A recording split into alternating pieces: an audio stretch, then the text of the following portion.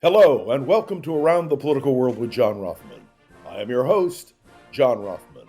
If you're a fan of the show, make sure to hit the follow button on the top right of Apple Podcasts, Spotify, or wherever you are listening at this very moment. When you hit follow, leave a review or share an episode with a friend. It helps other people discover the show, keeps us going. As I like to point out each and every day, it expands our base.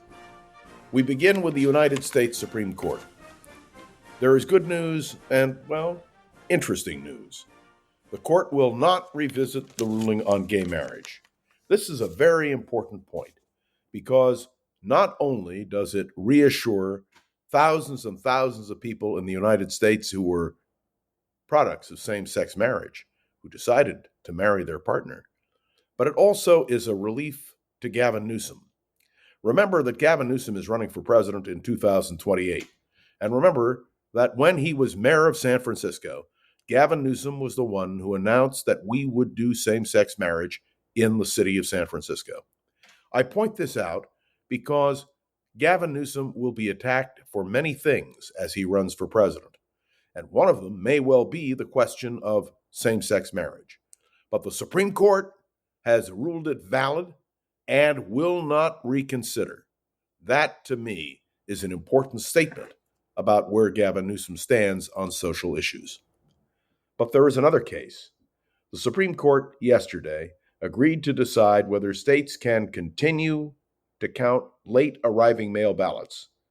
You remember this has been a major issue for Donald Trump, who has insisted that all ballots be cast and voted on Election Day. That's right. Now, the justices, according to the story from the Associated Press, Mark Sherman, the justices took up an appeal from Mississippi after a panel of 3 judges nominated by Donald Trump on the 5th U.S. Circuit Court of Appeals ruled last year that the state law allowing ballots that arrived shortly after Election Day to be counted violated federal law.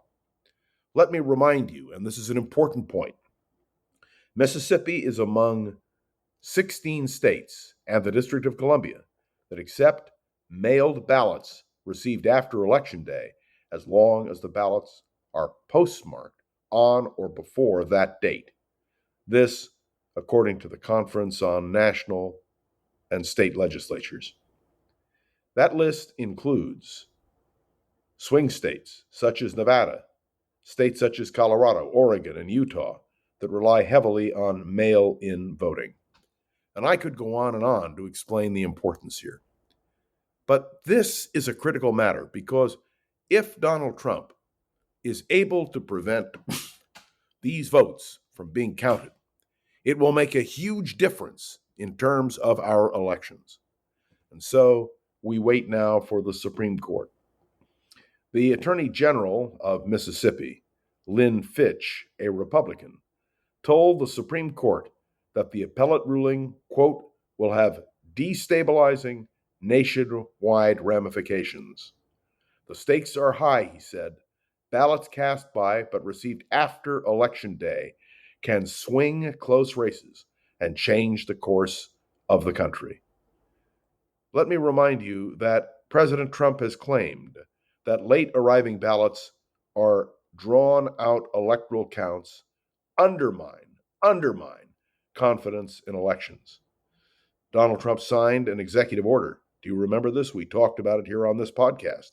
He signed an executive order in March ordering elections that aim to require votes to be cast received by Election Day. The order has been challenged in court. The Republican National Committee and the Libertarian Party of Mississippi led the challenge to the Mississippi law. Do you understand? This is an attack on the American election system. It's an attack on democracy. And it is being led by Donald Trump, who I would remind you has just pardoned many of those who were convicted or accused of trying to overturn the election of 2020. Donald Trump's decision to pardon more than 20 of these individuals, including Rudy Giuliani, including Mark Meadows, well, it's a really important point. What happened on January 6th was an attempt to subvert the American election process. Sidney Powell, the attorney who prompted baseless conspiracy theories. John Eastman, another lawyer who pushed a plan to keep Trump in power. Jeffrey Clark, a former Justice Department official who championed Trump's efforts to challenge the election law. All of these people have now received presidential pardons.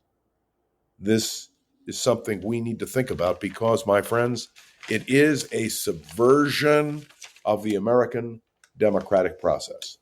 There is no question about it. And so the Supreme Court, once again, on the spot. And the other thing, of course, the Supreme Court will have to decide is the use of presidential power.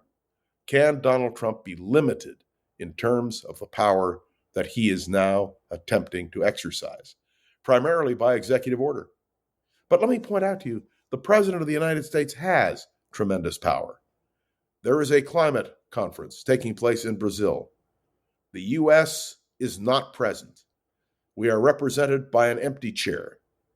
Now, let me come back to Gavin Newsom for a moment, because as governor of California, he is attending the conference in Brazil. He is making the issue of global warming a central issue of his campaign for the presidency in 2028. And indeed, he is drawing a stark contrast between himself and Donald Trump. The President of the United States makes policy, ladies and gentlemen. And when the President speaks, the world must listen. Let me also point out that the President has now spoken, saying he agrees to the compromise being proposed to end the government shutdown. But let me point out that may pass in the United States Senate, which it did, 60-40. But it has not solved the problem. This crisis about what will and will not happen with this crisis has only been temporarily suspended, kicked down the road till January, when the Supreme Court and the Congress and the American people will have to listen carefully to what Donald Trump is saying and doing. And there will have to be a decision by Congress as to whether or not they will allow this government shutdown to continue, whether it will end, whether the principles that some Democrats have fought for will be achieved, particularly on the food stamp program, and I must say, on a whole host of other things, including the air traffic controllers.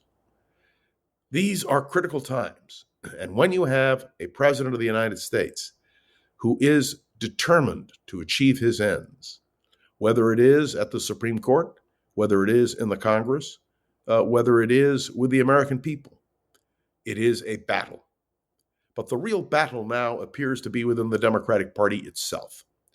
Let me point out that historically, Democrats have not always been on the same page.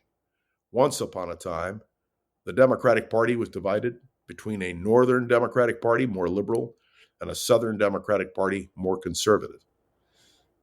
The Democrats were also divided over the war in Vietnam. Many of us are old enough to remember the convention of 1968, when the party nearly came apart over the question of the war in Vietnam.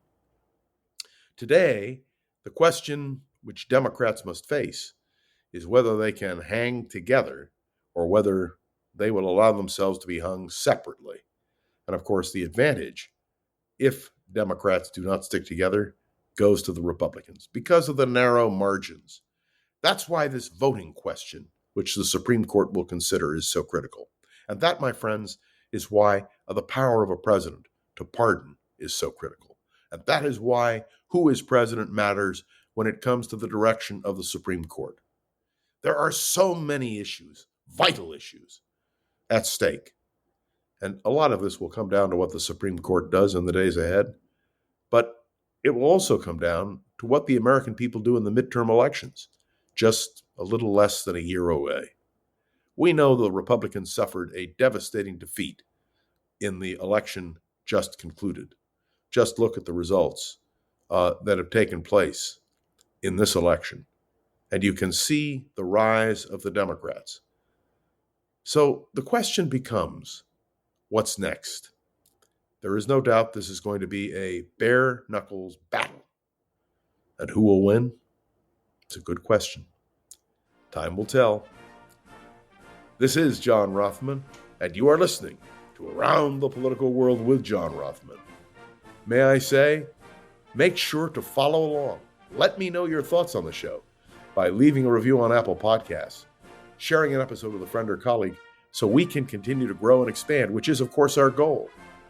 And you can interact with me on Facebook, on LinkedIn, and, of course, through my direct email. And to all of you, I want your feedback. And let me say a word to Gogo Zoger, the wonderful producer of this podcast. Thanks, Gogo, for everything you do every day. I am John Rothman. I'll be back tomorrow with another episode of Around the Political World with John Rothman. See you then.